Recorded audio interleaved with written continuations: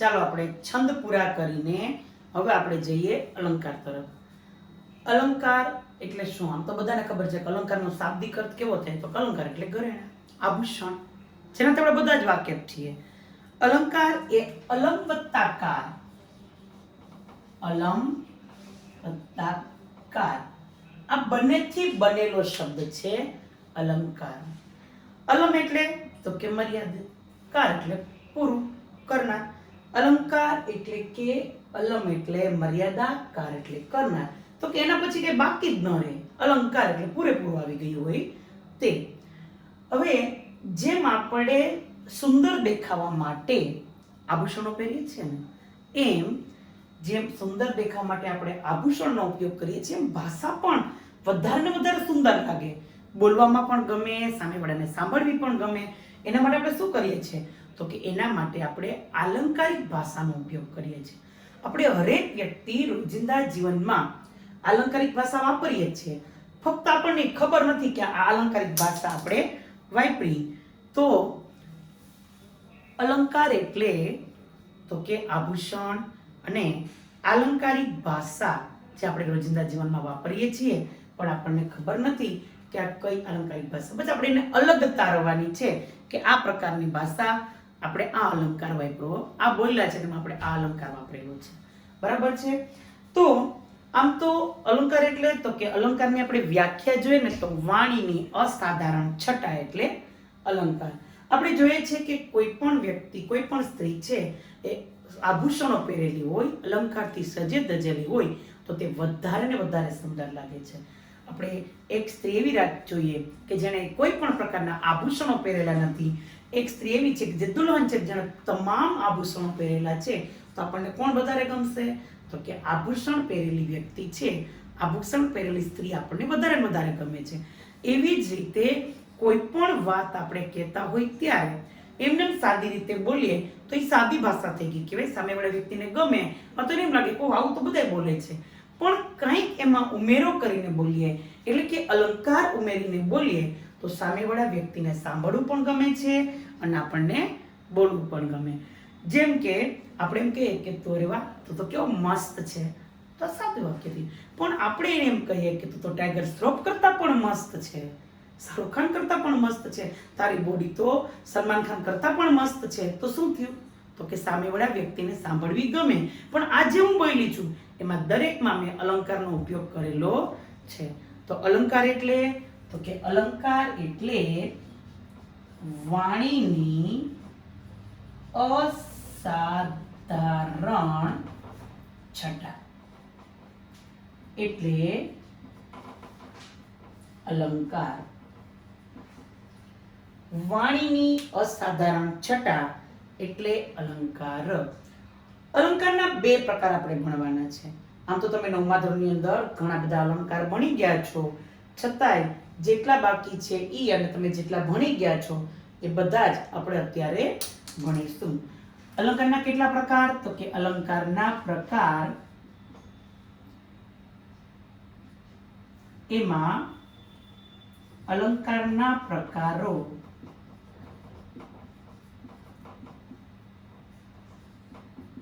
અલંકારના બે પ્રકાર છે.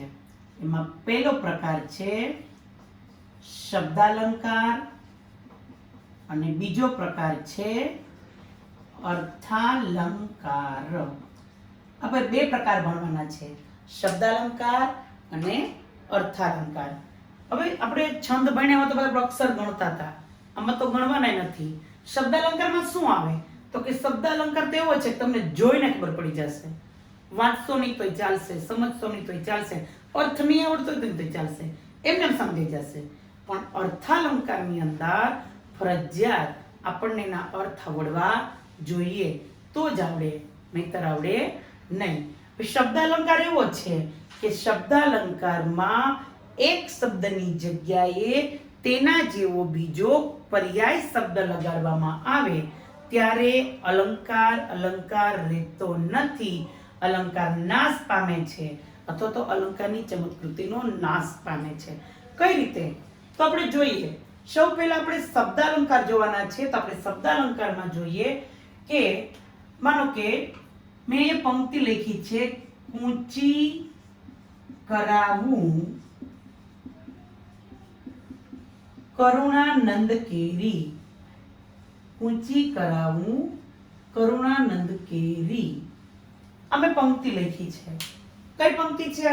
તો કે તમે નવમામાં શીખી ગયા છો. આ પંક્તિ કઈ છે? કયો અલંકાર છે? તો કે વર્ણાનુપ્રાસ અલંકાર છે. કઈ રીતે?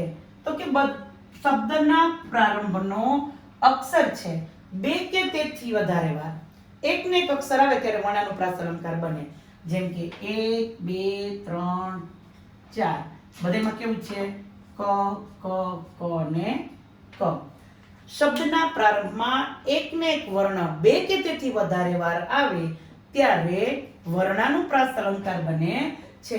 તો અહીંયા તો શબ્દના પ્રારંભમાં બધે ક ક ક ક છે. તો કયો અલંકાર બન્યો? તો કે વર્ણાનુપ્રાસ અલંકાર.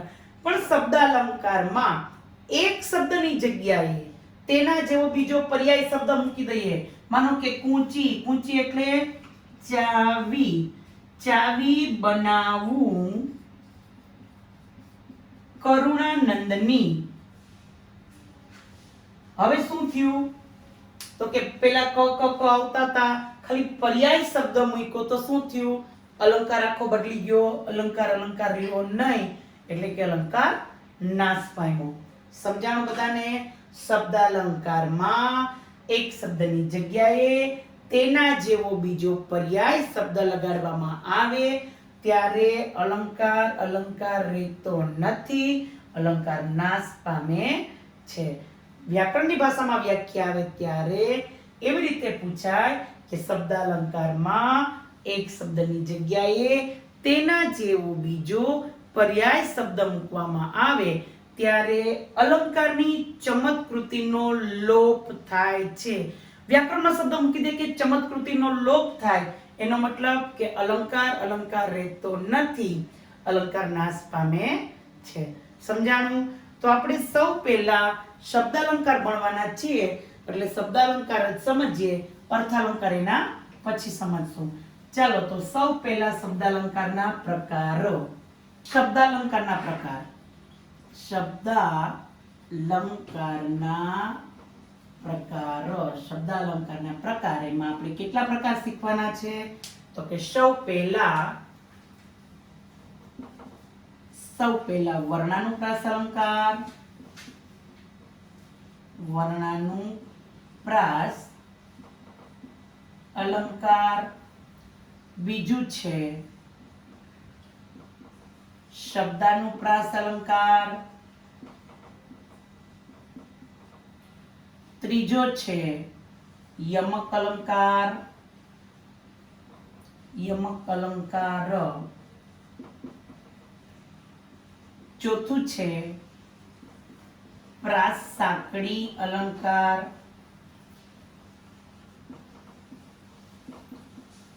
પ્રાસ સાંકડી અલંકારને આંતરપ્રાસ અલંકાર પણ તરીકે ઓળખવામાં આવે છે. પ્રાસ સાંકડીને આંતરપ્રાસ અલંકાર પણ કહેવામાં આવે છે. અને પાંચમો અલંકાર છે અંત્યાનુપ્રાસ અલંકાર. અંત્યાનુપ્રાસ અલંકારને પ્રાસાનુપ્રાસ અલંકાર તરીકે ઓળખવામાં આવે છે. વર્ણાનુપ્રાસ અલંકારને વર્ણ સગાઈ પણ કહેવામાં આવે છે. અને યમક અલંકારને યમક પણ કહેવામાં આવે છે. આપણે શબ્દ અલંકારના પ્રકાર ભણવાના છે. શબ્દ અલંકારમાં પહેલો વર્ણાનુપ્રાસ અલંકાર, જેને વર્ણ સગાઈ તરીકે ઓળખવામાં આવે. એના પછીનો શબ્દાનુપ્રાસ અલંકાર, એના પછી યમક અલંકાર, જેને યમક અલંકાર તરીકે ઓળખવામાં આવે છે. એના પછી પ્રાસ સાંકડી અલંકાર. પ્રાસ સાંકડી અલંકારને આંતરપ્રાસ પણ કહેવામાં આવે છે. અને અંત્યાનુપ્રાસ અલંકાર, પાંચમો અલંકાર અંત્યાનુપ્રાસ, કે જેને પ્રાસાનુપ્રાસ અલંકાર તરીકે પણ ઓળખવામાં આવે છે. આ પાંચ અલંકાર શબ્દ અલંકારના છે, જે આપણે અત્યારે ભણવાના છે. એમાં સૌ પહેલો અલંકાર વર્ણાનુપ્રાસ અલંકાર. ચાલો વર્ણાનુપ્રાસ અલંકારની વ્યાખ્યા આપણે લખીએ અને એના ઉદાહરણ સમજીએ. વર્ણાનુપ્રાસ અલંકાર આપણે બધાને ખબર છે કે વર્ણ એટલે તો કે અક્ષર. વર્ણાનુપ્રાસ અલંકારમાં વર્ણ વર્ણ એટલે તો કે અક્ષર આ બધા વર્ણ છે વ ને અણ ને ન ને પ ને સ ને અ ને લ ને બધી શું છે તો કે એને વર્ણ કહેવાય વર્ણ એટલે અક્ષર તો આપણે શું કીધું છે વર્ણનું પ્રાસ વર્ણ એટલે અક્ષર ને પ્રાસ એટલે એનો પ્રાસ બેસવો જોઈએ એટલે કે અક્ષરનો પ્રાસ બેસે તેને વર્ણાનુપ્રાસ અલંકાર કહેવાય પણ વર્ણાનુપ્રાસ અલંકારની વ્યાખ્યા છે કોઈ પણ પંક્તિ કે વાક્યમાં ધ્યાન રાખજો છંદ છે ફક્ત ને ફક્ત કાવ્યમાં જ આવતા હતા જ્યારે અલંકાર છે એ પાઠ અને કાવ્ય બંનેની અંદર આવે સમજાણું છંદ છે ફક્ત કાવ્યમાં આવે અલંકાર પાઠ અને કાવ્ય બંનેમાં આવે તો વર્ણાનુપ્રાસ અલંકારની વ્યાખ્યા આપણે લખીએ કે વાક્યમાં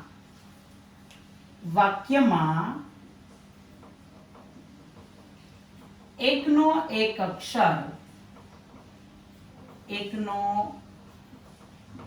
અક્ષર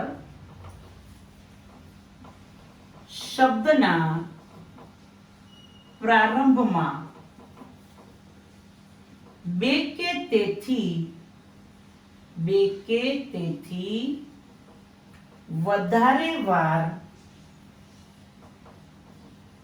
આવે ત્યારે વર્ણાનુપ્રાસ અલંકાર બને છે બધા પોતાની ફેરબુકમાં લખેલું રાખ્યો બધું જ ફરીવાર વર્ણાનુપ્રાસ અલંકારને વર્ણ સગાઈ પણ કહેવામાં આવે છે વર્ણ એટલે કે અક્ષરનો પ્રાસ મળે તેને વર્ણાનુપ્રાસ અલંકાર કહેવાય વર્ણાનુપ્રાસ અલંકારની વ્યાખ્યા છે કે વાક્યમાં કે પંક્તિમાં એકનો એક વર્ણ એકનો એક અક્ષર શબ્દના પ્રારંભમાં બે કે તેથી વધારે વાર આવે ત્યારે વર્ણાનુપ્રાસ અલંકાર બને છે ઉદાહરણ જોઈએ આપણે જેમ કે પહેલું ઉદાહરણ છે પંડની પેટીમાં પારસ છે પડ્યો પંડની પેટીમાં પારસ છે પડ્યો જો હવે એમને જોઈને ખબર પડી કે શબ્દનો પ્રારંભ બધે પ થી થયો છે પંડમાં પ પહેલામાં પ અને પ શું થયું તો કે વર્ણનો પ્રાસ મળે છે વર્ણનો જ્યારે પ્રાસ મળે ત્યારે વર્ણાનુપ્રાસ અલંકાર બને છે એના પછી આપણે બીજું ઉદાહરણ જોઈએ કાશીમાએ કામળ કાઢ્યું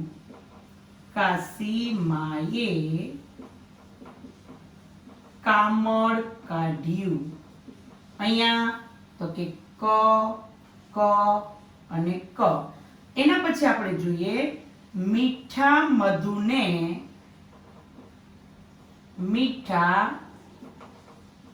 મેહુલારે લોલ પંક્તિ આવી રીતે પૂછાય મીઠા મધુને મીઠા મેહુલારે લોલ તો વર્ણાનુપ્રાસ અલંકાર બને કારણ કે તો કે મ અને મ આવ્યા પણ આખી પંક્તિ પૂછાય કે એથી મીઠી છે મોરી માતરે તો વર્ણાનુપ્રાસ અલંકાર ન બને તો ઈ અલંકાર વ્યતિરેક બની જાય જ્યારે આપણે વ્યતિરેક અલંકાર પૂછશું ત્યારે હું તમને ઈ સમજાવીશ તો સમજાણું બધાને પંડની પેટીમાં પારસ છે પડ્યો પ શબ્દનો પ્રાસ મળે છે એટલે વર્ણાનુપ્રાસ અલંકાર કાશીમાં એક કામળ કાઢ્યોમાં ક નો પ્રાસ મળે છે એટલે વર્ણ છે વર્ણનો પ્રાસ મળે એટલે વર્ણાનુપ્રાસ અલંકાર મીઠા મધુને મીઠા મેહુલા રેલોલીમાં મનો પ્રાસ મળે છે એટલે વર્ણાનુપ્રાસ અલંકાર હજી આપણે કાકાએ કાકીને કહ્યું કે કાચના કબાટમાંથી કાચી કેરીની કચુંબર કાઢતે ક આવે ને એ વર્ણાનુપ્રાસ અલંકાર કહેવાય પછી ફઈએ ફુવાની ફાંદમાં ફટાકડો ફોડ્યો તો ફ છે એ વર્ણાનુપ્રાસ અલંકાર કહેવાય સમજાણું બધાને વર્ણાનુપ્રાસ અલંકાર વર્ણનો પ્રાસ મળે તેને વર્ણાનુપ્રાસ અલંકાર કહેવાય છે એના પછીનો આપણે બીજો અલંકાર લઈએ શબ્દાનુપ્રાસ અલંકાર ચાલો શબ્દાનુપ્રાસ અલંકાર જેમ વર્ણાનુપ્રાસ અલંકારમાં વર્ણનો પ્રાસ મળતો તો તેમ શબ્દાનુપ્રાસ અલંકારની અંદર શબ્દનો પ્રાસ મળવો જોઈએ શબ્દાનુપ્રાસ અલંકાર શબ્દાનુપ્રાસ અલંકારની અંદર તો કે કોઈ પણ પંક્તિ કે વાક્યમાં કોઈ પણ पंक्ति के वाक्य में शब्दों प्रास मळे त्यारे शब्दानुप्रास अलंकार बने छे।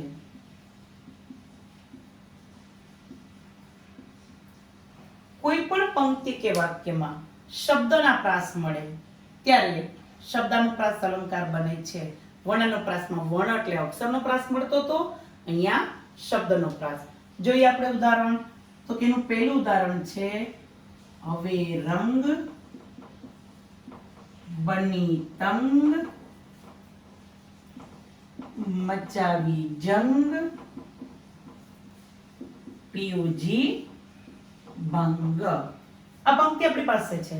જોઈએ એમાં તો કે શબ્દનો પ્રાસ મળે છે રંગ તંગ જંગ અને ભંગ। રંગ તંગ જંગ ભંગ એ શબ્દનો પ્રાસ મળે છે જેને શબ્દાનુપ્રાસ અલંકાર કહેવાય। બીજી પંક્તિ આપણે જોઈએ દીકરા કમાતા ધમાતા હોય। અહીંયા કયો પ્રાસ મળ્યો તો કે શબ્દાખો કમાતા ધમાતા। એના પછી આપણે ત્રીજી પંક્તિ જોઈએ ગાયક ન લાયક તું ફોગટ ફૂલાણો છે।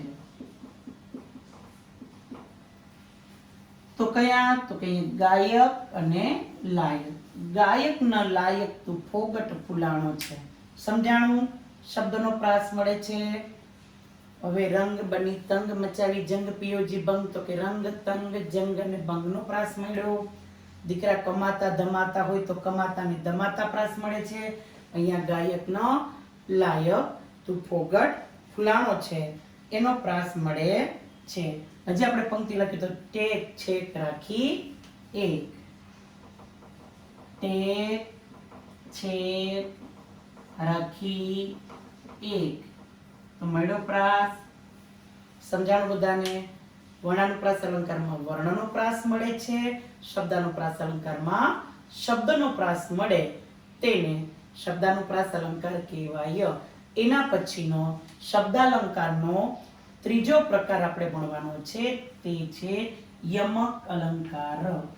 ચાલો ત્રીજો આપણે ભણીએ યમક અલંકાર।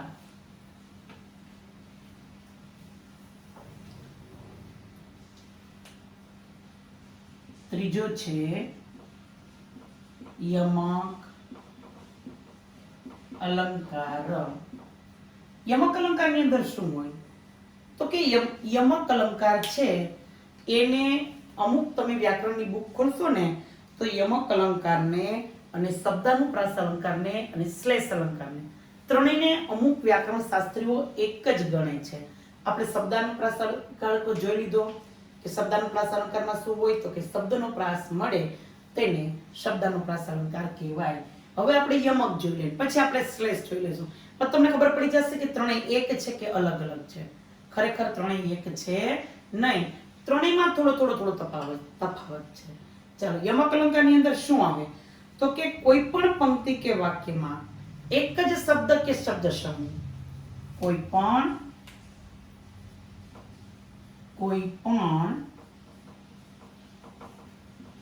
पंक्ति के वाक्य में एक ज शब्द के शब्द समूह बे के तेथी वधारे वार आवे अने दरेक वखते तेनो अलग अलग अर्थ निकले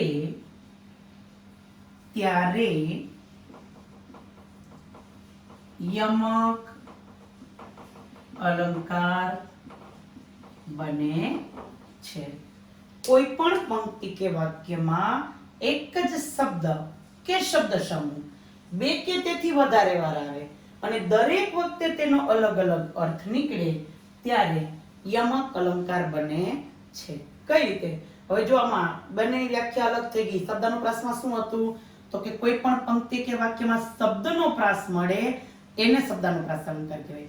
યમકમાં તો કે સરખે સરખા શબ્દ આપ્યા હોય અને તેનો અલગ અલગ અર્થ નીકળે તેને શું કહેવાય? યમક અલંકાર કહેવાય. આપણે એનું ઉદાહરણ જોઈએ. પહેલું ઉદાહરણ આપણે જોઈએ, જવાની તો આખરે જવાની. જવાની તો આખરે જવાની. તો પેલું જવાની એટલે જો બંને જવાની જવાની છે, શબ્દનો પ્રાસ મળે છે બંનેમાં, છતાંય બંનેનો અર્થ અલગ અલગ થાય છે એટલે શબ્દાનુપ્રાસ અલંકાર ન બને, યમક અલંકાર બને. શું કામ? તો કે જવાની એટલે તો કે યુવાની અને અહીંયા જવાની એટલે તો કે જતી રહેવાની. યમક અલંકાર લખીએ ત્યારે બંનેની નીચે આવો અર્થ લખજો જેથી કરીને તમને સમજાઈ જાય. બરાબર? એના પછી બીજું આપણે લઈએ તો કે અખાડામાં જવાના. અખાડામાં જવાના મેં ઘણા અખાડા કર્યા. અખાડા અખાડા શબ્દનો પ્રાસ મળે છે પણ પેલું અખાડા એટલે કુસ્તીનું મેદાન. કુસ્તીનું મેદાન અને બીજું અખાડા એટલે બહાના. કુસ્તીના મેદાનમાં જવા માટે મેં ઘણા બહાના કર્યા. એના પછીનું આપણે ઉદાહરણ લઈએ તો આ તપેલી તપેલી છે. ત્રીજું ઉદાહરણ, આ તપેલી તપેલી છે. તપેલી એટલે તો કે પાત્ર, વાસણ. બરાબર? અને આ તપેલી એટલે ગરમ. સરખે સરખા શબ્દ છે, શબ્દનો પ્રાસ પણ મળે છે છતાં પણ શબ્દાનુપ્રાસ અલંકાર નથી, યમક અલંકાર છે. શું કામે? તો કે એનો દરેક વખતે અલગ અલગ અર્થ થાય છે. હજી આપણે લખીએ તો કે જે વાંચે ચોપડી, જે વાંચે ચોપડી તે ચોપડી ચોપડી ખાય. ચોપડી ચોપડી ખાય. જે વાંચે ચોપડી તે ચોપડી ચોપડી ખાય. હવે શું થાય? તો કે 3 વાર ચોપડી ચોપડી એવો શબ્દનો પ્રાસ મળે છે પણ દરેક વખતે અલગ અર્થ થાય છે. જે વાંચે ચોપડી એટલે પુસ્તક. જે વાંચે ચોપડી તે આ ચોપડી એટલે 4 પડ અને આ ચોપડી એટલે ઘી લગાડી. જે વાંચે ચોપડી તે ચોપડી ચોપડી ખાય એટલે કે જે વ્યક્તિ પુસ્તક વાંચે, ભણશે તે વ્યક્તિ 4 પડ વાળી રોટલી ઘી લગાડીને ખાશે. બરાબર? એના પછી તમારી પાઘડી મને પાઘડી પહેરવા આપો.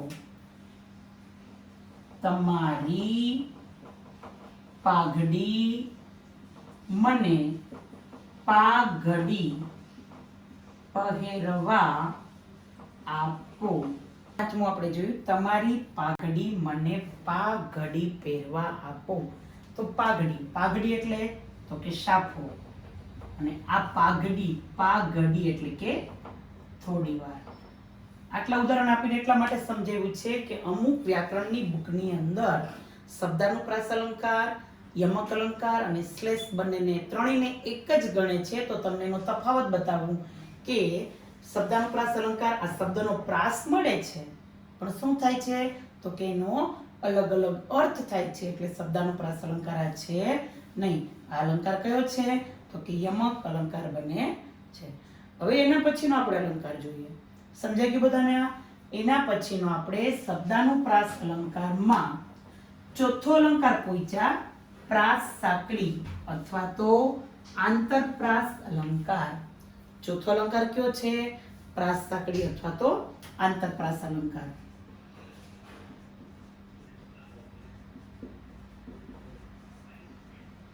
પ્રાસ સાંકળી અલંકારને આંતરપ્રાસ અલંકાર તરીકે પણ ઓળખવામાં આવે છે. પ્રાસ સાંકળી અલંકારની વ્યાખ્યા ચાલો લખીએ આપણે. પ્રાસ સાંકળી અલંકારમાં શું આવે? કોઈ પણ પંક્તિ કે કથનમાં, કોઈ પણ પંક્તિ કે કથનમાં પ્રથમ પંક્તિનો છેલ્લો શબ્દ અને બીજી પંક્તિનો પહેલો શબ્દ સમાન ઉચ્ચારણ વાળો હોય તેને પ્રાસસાકડી કે આંતરપ્રાસ અલંકાર તરીકે ઓળખવામાં આવે છે. કોઈ પણ પંક્તિ કે કથનમાં પ્રથમ પંક્તિનો છેલ્લો શબ્દ અને બીજી પંક્તિનો પહેલો શબ્દ સમાન ઉચ્ચારણ વાળો હોય તેને પ્રાસસાકડી અલંકાર અથવા આંતરપ્રાસ અલંકાર તરીકે ઓળખવામાં આવે છે. ચાલો, બે શબ્દનો જ્યારે પ્રાસ મળે ત્યારે પ્રાસસાકડી અલંકાર કહેવાય. ચાલો આપણે એના ઉદાહરણ જોઈએ. પહેલું ઉદાહરણ છે એનું, વિદ્યા ભણ્યો જે. વિદ્યા ભણ્યો જે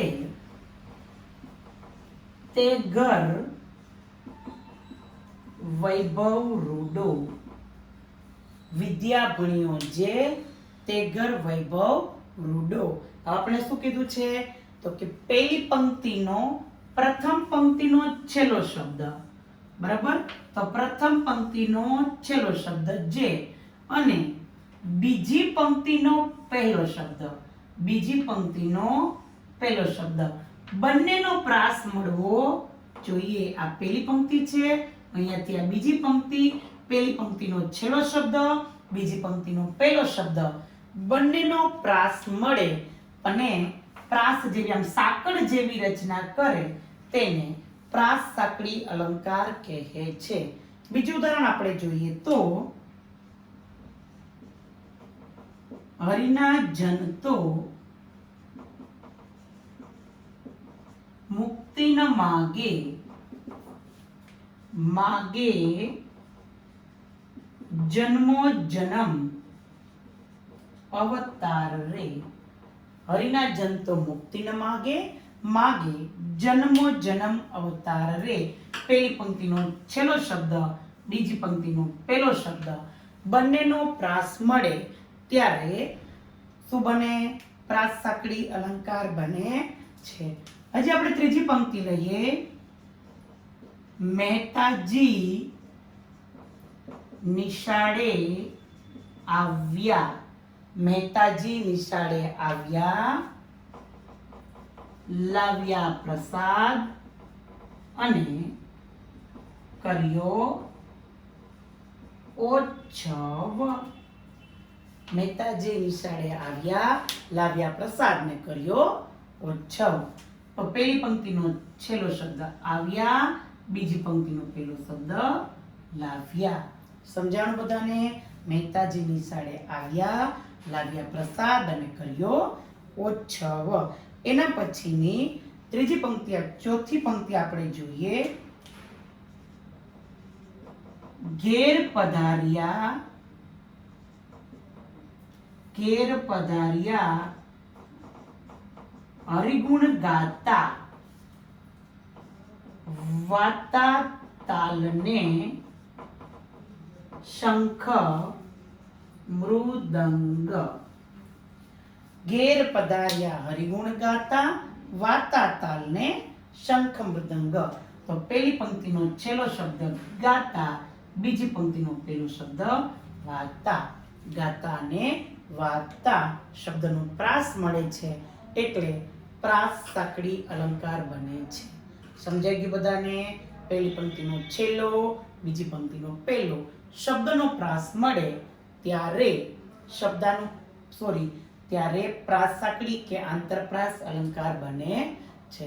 ચાલો, એના પછીનો આપણો શબ્દાલંકારમાં છેલ્લો અલંકાર અંત્યાનુપ્રાસ અલંકાર કે પ્રાસાનુપ્રાસ અલંકાર.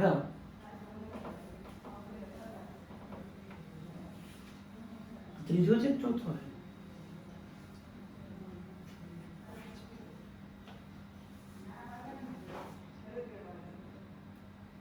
ત્રીજામાં 5 મિનિટ મરો.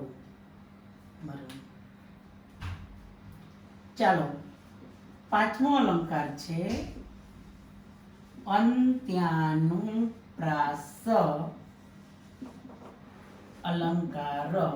અંત્યાનુપ્રાસ અલંકારને પ્રાસાનુપ્રાસ અલંકાર તરીકે પણ ઓળખવામાં આવે છે. ચાલો, અંત્યાનુપ્રાસ અલંકાર એટલે તો કે અંત્યાનુપ્રાસ અલંકાર એટલે કે પહેલી પંક્તિનો છેલ્લો શબ્દ અને બીજી પંક્તિનો પણ